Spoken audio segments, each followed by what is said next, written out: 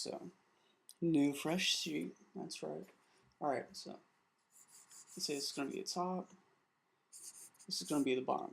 So, down here, now when you measure from top to bottom, you start at the top of the head and you stop at the ankles or the balls of the feet.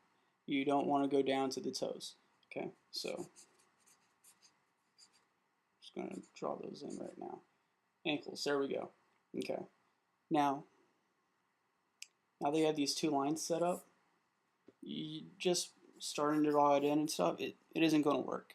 You're going to need a rough skeleton to lay everything out, and so the body fits in there. Otherwise, if you just start the head and you start drawing, well, the head's going to be too big, like it is now, and you aren't going to be able to cram it all in there. If you do cram it all in there, proportions are going to be off. You're going to have too big of a torso, and everything's going to be too close. So, best thing you do, if you're going to lay it out like this, put a line up here and a line right here, you've got to break the rest of it down. So you have the top, you have the bottom. How about the middle? So that's the halfway. All right, well, if you know the body's 8 heads tall, you have 1, 2. We'll break it in halves again. There's another one. There's another one. So 1, 2, 3, 4. We'll break it in halves again. There's that, that. So 1, 2, 3, 4, 5, 6, 7, 8. There we go. That means your head's going to be like that. There's your head. Now, proportions. This is where everything starts breaking down and you start learning the real basics, okay? These are all things that I've learned from art books and from talking with other professionals on TV and art, okay? At the point where the second head, at number 2, that's where the nipples are, okay? So you have the chest cavity, you have the muscles, you have the collarbone, shoulders. Nipples are right there. That means the muscle comes slightly below there and curves up. You have this chest cavity right here. This is the chest right here. This big oval that I'm drawing right here. This is the rib cage, okay? Second line is where the nipples are. Muscles come a little lower. There you go. Shoulders are up here. And the arms are 2 heads in length. Okay, so from there to wherever the arm ends, it's going to be 2 heads. So the upper arm is about a head long, and then the forearm is about a head long. And there you go. Another thing to remember is that the wrist ends right about where the groin is. Alright? So let me work all the way down there. My wrist is starting to hurt. Alright. So, the rib cage, looking at real ribs, it isn't like that. Ribs kind of go down and they curve up. And I always like to draw those. For some reason, I'm very kind of detail oriented. Alright, so that comes down.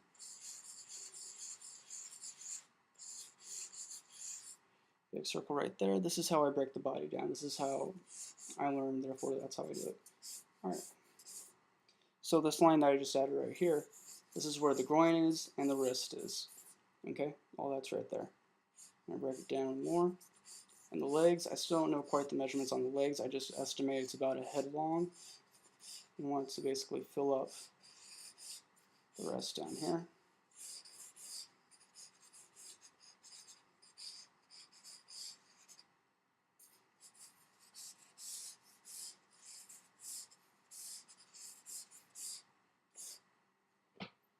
Okay, so the head right there is our unit of measurement. At the second head, the nips. At the third head, it's going to be the ab area. And it looks like it lines up with the elbow. So there you go. There's another unit of measurement right there. And then from there down, at the fourth head, it's going to be right there. Fifth head's right here. All right, but the wrist. I'm sorry, I might be confusing you, but this is basically how it all measures out. The arm is 2 heads long, right here. 2 heads. Alright? At the end of the second head, that's where the wrist is. Hand starts. Now the wrist lines up with the groin. This is basically how roughs kind of look.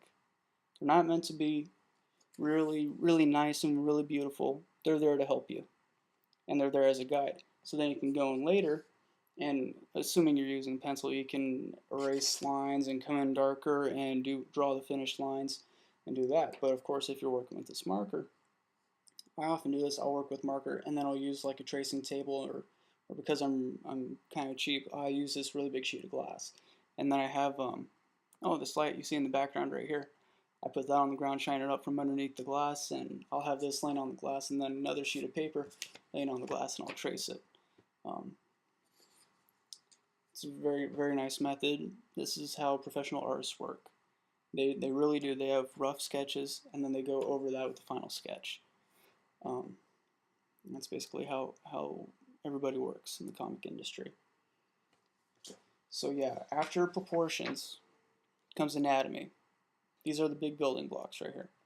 Only after you learn these can you start doing foreshortening and dynamic poses and so forth. So I'll talk to you later. Bye.